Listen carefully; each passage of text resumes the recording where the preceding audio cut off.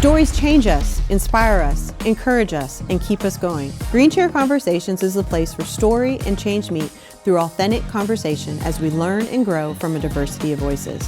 Welcome to Green Chair Conversations. Hey friends, today we have the pleasure of welcoming Johnathan Torres, the president and CEO of Memphis Athletic Ministries, MAM.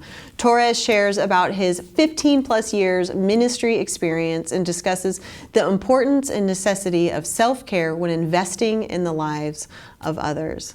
Torres, I can't call you Johnathan. It's too okay, weird. good. I can't. Torres, thank you so much for being here. Thank you for being in the green chair having this conversation.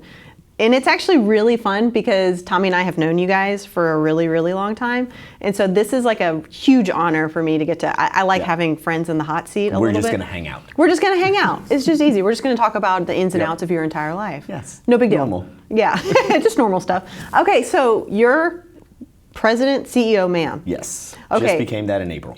Yeah, it's a pretty new deal. So, but you, 15 plus years ministry experience. Yep. That's a lot. You have learned a lot. Bit. Yes. So walk us through that. Walk us through your story. So born and raised in New York City. Okay. So a Big Apple kind of guy. Okay. I love cities. Then I lived in Miami for a short amount of time before moving to Memphis in 97. So lived in Memphis since 97 and went to Cordova High School, first graduating class. Thank you very much. First graduating class? Yes. I did not realize 2001. Wow. 20 years this year since high school. Not getting old. First graduating class of Cordova. The Lord wound up taking me to Union University, where I had no business being in university.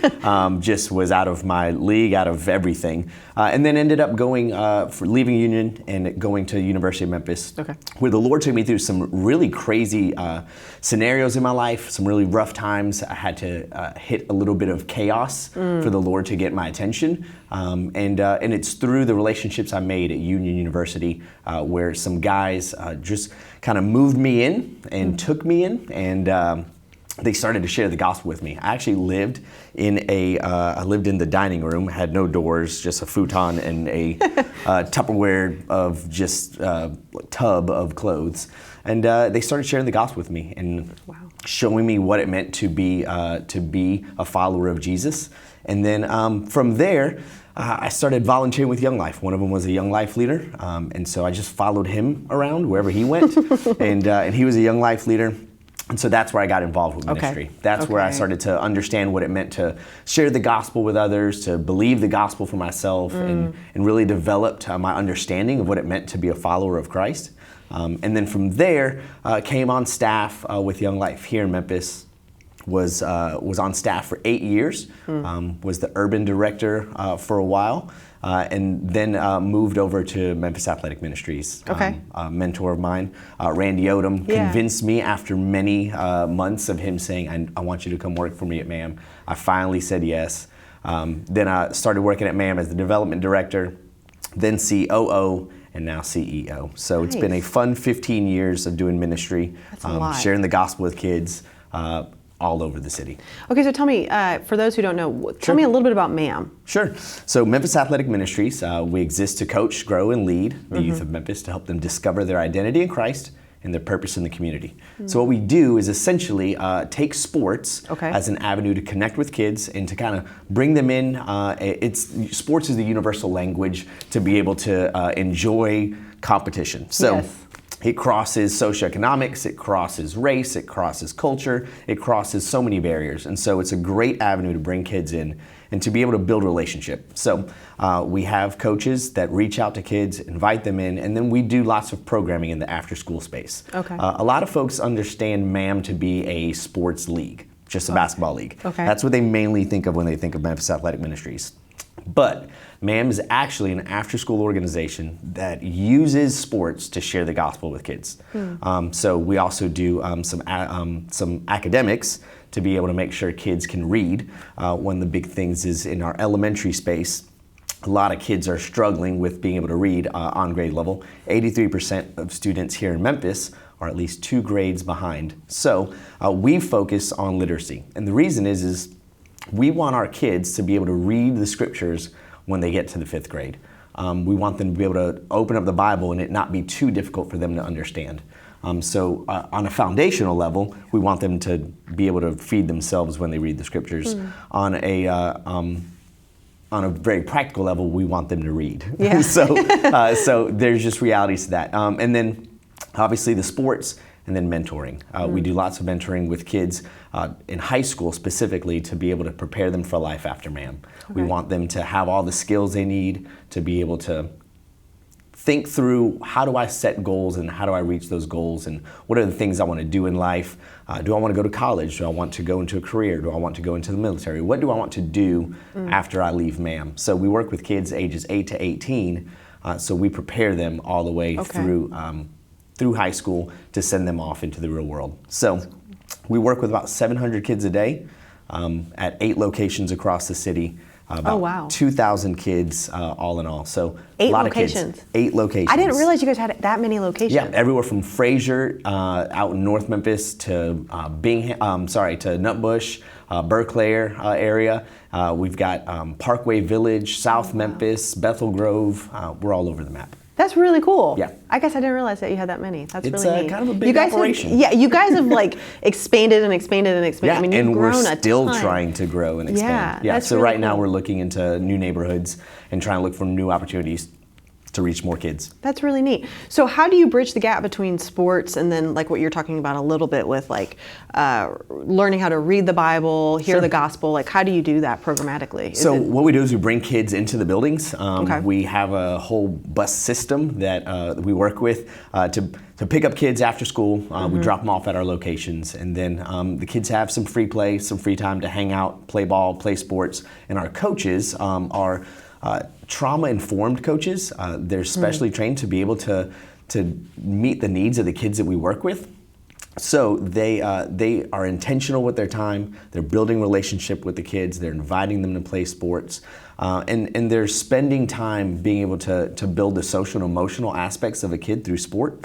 And so we're very intentional with our time, and we're trying to make sure that we meet kids, introduce them to different experiences, to broaden their horizons. So it's a lot of fun, but it's a lot of intentional time. So our staff is building a relationship with them in that after-school space, and then that's where we kind of put them into rotations, where some of the elementary kids will go into class, and then they've got free time, and it's a whole fun logistical nightmare of dealing with 8 to 18-year-olds. And then each site is so different.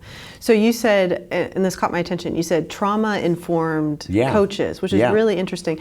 So that just raises the question for me is like, what are you seeing with these kids? I mean, talk to me a little bit about the kids that you guys are working with. And So there's some information, it's called ACEs, Adverse Childhood Experiences. And it's a short 10-question test you can take online. But it kind of shows some of the big things that are happening in our city. And in the world, actually. And what we're seeing is there's lots of trauma that our kids are being exposed to, specifically in their childhood years. And ACEs, that test, actually, you can take it and see what kind of experiences have I gone through my own life and my own childhood. And what we're seeing is that a lot of our kids have been negatively affected by childhood experiences. Some of those things are, I don't know where my next meal is going to come from. I've seen a dead body in real life. There's been violence in the home. And so what we're seeing is that kids in general across the nation are, and specifically across our city, are having these experiences. And so we need to be sensitive when we're coaching the kids to all the experiences that they're having in the home. And so what we're doing is we're just simply trying to empathize, sympathize, and then be able to relate and connect in ways that are healthy for the kids. So for example, at a track meet, when you go to a track meet and they have the famous gunshot that starts a race, well, we're not going to do that. We know that gunshots can actually be a pretty traumatic experience for a lot of kids. So we're just going to be thinking outside the box. How do we be sensitive to what a kid has experienced, so that we can make sure that we're loving them well. So we want to just be sensitive and be aware. So that's what it means to be trauma informed for us. Yeah, that's really good. And it just got me thinking too about not only working where you are now at MAM and just kind of being prepared and informed, trauma-informed is what you said, but then also like your past experience with Urban Young Life. I mean, I feel like you have navigated really, what do we say, 15 plus years? Yeah. 15 plus years of ministry, that's a long time. And that's a long time to be kind of in the nitty gritty. Like we were talking about trenches, right? You are like deep in the trenches right now. Yeah. And I just would love for you to talk about lessons and like things that you're learning and like how you do this. Because I mean, I'll be honest with you, like I've seen a lot of people do this stuff and it just, they get burnt out. I mean, there's a reason for that because it's hard work. In the youth world, Yes. the urban youth world, the average lifespan of a urban youth worker is 1.5 years. Wow. So 15, I'll take it. So yeah, it's a short lifespan, and the reason is because it's hard, Yeah. and you do see a lot of crazy things. Yeah. There's lots of the world is broken. Yes. The world is messed up. So don't have to go into exhaustive detail to know that. But the reality is we know that there are things that are going on in our city, and even in the lives of youth workers and the kids and their families. It's just hard. And so what we have to do, we have to take care of ourselves, and we have to make sure that we're being smart with what we're doing, taking care of those we love, those around us, so that we can do this work for the long haul.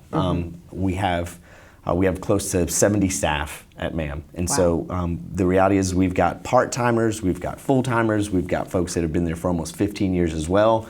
We've got folks that have literally just started this week. Yeah. So the reality is they are all going through different things, and they're all going to experience different things with the kids they work with. And so we want to empower them to think through how do I take care of myself. Yeah. And a lot of that can look very different. And I think that's the beauty of self-care. But unfortunately, I also think there's lots of dangers with like the word self-care. Yeah, a lot of times people think, oh yeah, I'm gonna go do me. Yeah. And which is good to a certain degree, but self-care can be a little bit difficult if we don't keep it in the proper perspective of what is actual care and what is I'm just numbing myself. Yeah. And you know, that you and I were talking about this before, and I was thinking, you know, your experience is so interesting to me in that you have been so invested in caring for others. Whereas there's a lot of people that are investing in caring for others too. People that are watching this are, you mentioned moms, dads, nurses, doctors. I mean, there's so many people that are just like investing in people, not to mention this past year, right? Yeah. Like that's been insane. So there's a lot of people that are doing that. And so I would love, like, mainly because you're like the in the trenches guy and you're really doing this. And I know you and Jana are doing this and your family and navigating good and bad, right? Now we're not saying you've done it perfectly, but talk to me a little bit about how to do this self-care thing. Like what has helped you guys as a family? What has helped you personally? Sure. I think the first was me having a proper understanding of what care actually looked like, and the difference between, like I said before, care and self-care and numbing myself. I would say that I did plenty of things wrong with trying to figure out, I'm just going to have a glass of wine tonight, right? Yeah. That glass turned into a whole bottle, and you're like, oh my goodness, this is not helpful. And so there's realities of like, that's a great example of, we don't want to numb ourselves and just simply drown out pain and suffering and drown out feelings and emotions, but we want to tap into them and go, all right, what am I feeling? Well, I'm feeling this. I'm feeling sad. I'm feeling anger. I'm feeling hurt. I'm feeling these feelings. So now what do I do with them? And so the first part is to really take an inventory of where you are. And to really say, what am I feeling right now? And that was the first thing. Me and my wife, we had to get on the same language even. Like when I say when I say I'm sad, I needed her to understand what sad meant. Yeah. And so it was really helpful for us to get on the same language.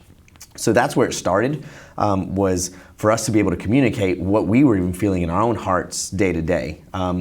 And to find, if you're married, to be able to talk with your spouse, or if you're single, to be able to talk with a very close group of friends, but to have that community is key, and that's hard to find. That is actually a very rare thing to find. Yeah. A lot of people we'll struggle. I think that will be one of the big struggles is Yeah. where do I find that safe place? Yeah. For me, it was me and my wife, and we were able to have those honest conversations Yeah. of where we were. And that's where it started was, all right, how are you feeling? What do you need? Because I would have all this stuff and I needed to bring it to someone. Specifically at MAM, even one of the things we do is we provide counseling for all of our staff. So That's great. they have access to free counseling. That's great. So that there's at least someone for them to talk to be able to process some of these things. So I think the first thing is taking inventory of where you are and being able to know how you're feeling, what you're doing. From there, I think it's a matter of, well, then I need to reconnect and find joy.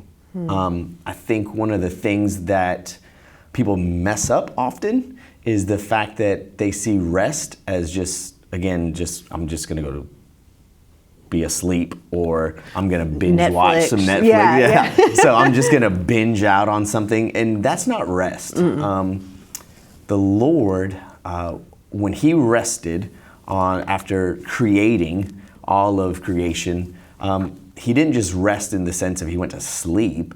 Like, He admired His work and He took joy in it, and there was a beauty in, there was delight. And so I think a lot of our rest needs to be in delight. What are we delighting in? Well, for me and my family, sometimes it's let's go play some soccer outside, or let's go sit by a river, or let's go for a walk. Let's go delight in creation, or let's go delight in one another. Let's go play some board games. Yeah. Let's have some fun. And so a lot of times I think we need to sit back and enjoy the things that the Lord has given us. And that's okay. I think a lot of times people are afraid to enjoy things because they feel like, well, I've got to work, I have to do this and I have to do that. And so I think our delight and our rest needs to come from joy. And then I would also add that our whole system of Sabbath is really messed up. Yep. Yeah, 100%. Like our whole system I'm of totally Sabbath with you on this. is really messed up. We've turned it into like activities on Sunday. Yes. And it's like, that wasn't what the Lord was doing. Like, it wasn't more activities. And not to say that, again, worshiping in community is bad, because I think that is part of Sabbath, is worship together in community with brothers and sisters. Like, yes and please. But we've done something weird to the Sabbath. We've stopped letting it be a beautiful, enjoyable, and communal thing and of delight, and we've turned it into, I gotta wake up, I gotta get the kids ready, everyone's yelling at each other, let's go to church, we will sing today. Like okay. So I think redefining what Sabbath actually is, and enjoying community and enjoying family and friends and worship of the Lord. Like, let's do that again. Let's not just feel like we got to go to church because of what we're supposed to do. That's really good. Now, tell me, what does that look like for you practically? Sabbath. It was really cool. We had Rabbi Micah Greenstein in here, and he was able to give us just such an interesting perspective on Sabbath and kind of early Judaism and like what that meant. And it was really powerful to me personally, and just kind of realizing, even he just kind of pulled out the way he talks too is like amazing, because he can just pull out the Hebrew like this. Yeah, absolutely. And it was incredible to think through, you're exactly right. We've turned it into like a program, the Sabbath program. And the program involves church, and then after church lunch, and then it involves Bible study, and then it involves going back to church. And sometimes I feel like we've gotten away from this idea of deep rest, like spiritual rest. So I love hearing what, practically speaking, people do. Yeah, I think there's a bunch of different things that I feel like all of us can figure out what we need to do. But it looks so different for each individual person. For me, it is a lot of community. I am an extrovert to the billionth degree. So I don't actually do very well in being alone. Okay. So I know that when I look at scriptures, I do need to be alone. Yes. I look at Jesus' life, and there's realities where he is spending time alone with the Father, and he's going off, and the disciples can't even find him. They're like, where's Jesus? And he's hanging out with the Lord.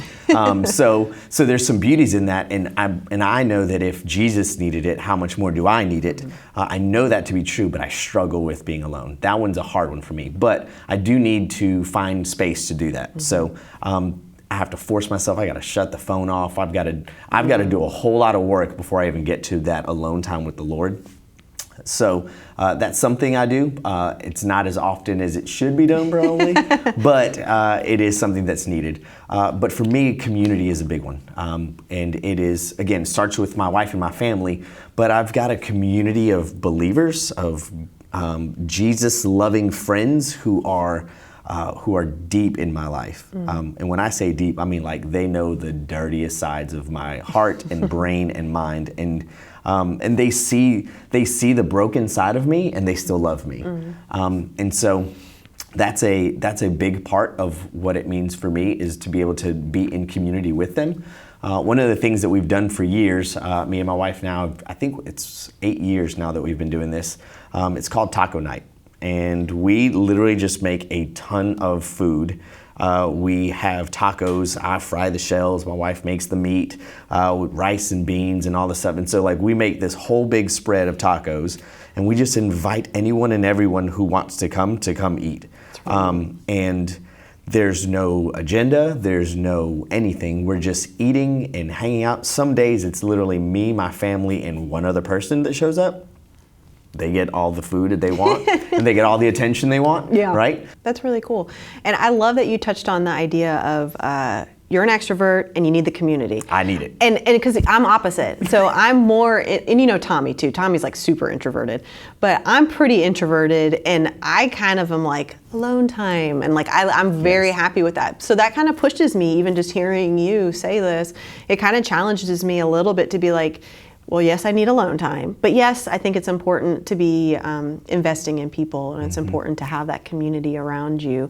Whereas you're saying that it's harder for you to do the alone thing. So, but that's interesting, because I think sometimes, and you started this whole conversation off by saying it looks different for everybody. Yeah. We're all wired differently, but I think there's components, what you're touching on right now, is there components that are universal, but they may be not as natural to each of us. Okay, so what would you say to the person that's listening to this right now as we kind of wrap up this conversation, which I so love? What would you say to the person that is just like exhausted right now? I mean, they know, like they're hearing this conversation and they're thinking, yeah, I have not done the best in self-care. Like we're talking about Sabbath and self-care and all of this. And they're thinking, I know I need to do this. Like, where would you tell them to start? What direction would you give them? I think I would tell them to start by maybe just, again, going and taking some time for a walk. Yeah. Just take a walk. Just take a walk. Take a walk. I like that. Take a walk, and just don't bring your phone. Don't put some ear pods in or whatever you got. Don't put in headphones. Don't listen to music. Just literally either be with the sounds that are around you. I would say if you can get to a park, you can go around your neighborhood. You can go in your apartment complex, wherever. Just go for a walk in silence and just kind of take some self-inventory. Just, what am I doing in my life? What's happening here? And kind of orient yourself. So yeah, I would say just go for a walk. That's good. And see what you hear in silence. That's good, because I love that you keep taking this conversation back. Each time we're talking about something, then you kind of take it back to this idea of self-evaluation, this idea of making the space to be honest. And I think that's a big piece. I think that a lot of times we don't like to be honest with ourselves, or we don't like to be honest, like we know it's hard, but we don't exactly know why it's hard. Maybe we're trying to prove ourselves in our career. Maybe we're trying to overwork. We feel like everything's on our shoulders when it's really not. Like all of these things, we don't really like to do the self-evaluation, right? We don't like to get to the nitty-gritty. I mean, it's easier to just be like, I know I need some. And I think the reason we don't like to get to the nitty-gritty is because sometimes we don't like ourselves. And I think that's a harsh reality, is that we don't like who we are. And I think it starts by going, hey, I'm loved, I'm cared for, there are people around me who do love me, I'm not alone. If nothing else, I do have the Father in heaven who loves me. And I think being able to take a moment and go, I'm loved, I'm okay. People care for me, I care for people. I think it starts there. That's so good. Thank you so much. That is really good. I really do so value your wisdom and your expertise because I really do. I know you have been in the trenches, right? Like you've been pouring out and pouring out and pouring out, you and Jana both. And so I am so thankful for really challenging me and walking us through how do we do this whole self-care thing when we're investing in others? How do we do this evaluation thing? What does that look like? And so thank you, Torres. Thank you. Thank you so much for doing this. I so appreciate it. Appreciate it. And that is a wrap for today's conversation with Johnathan Torres. We so appreciate you for joining us today. Please take a moment to like today's video and subscribe to our YouTube channel and the Green Chair podcast, along with our new Green Chair Conversations Instagram account. That way you'll be up to date with all the new episodes and releases and what's happening behind the scenes. We love you guys, and I am so excited for who we have coming up next week. I'll see you then.